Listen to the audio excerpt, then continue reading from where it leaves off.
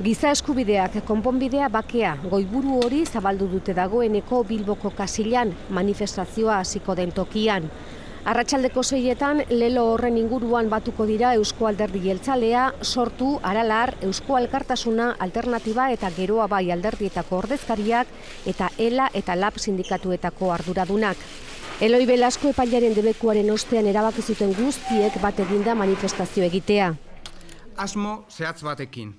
Euskal Herritarrei giza eskubideak, konponbidea, bakea, lelopean burutuko den manifestazio isilean parte hartzeko deia luzatzeko asmoz.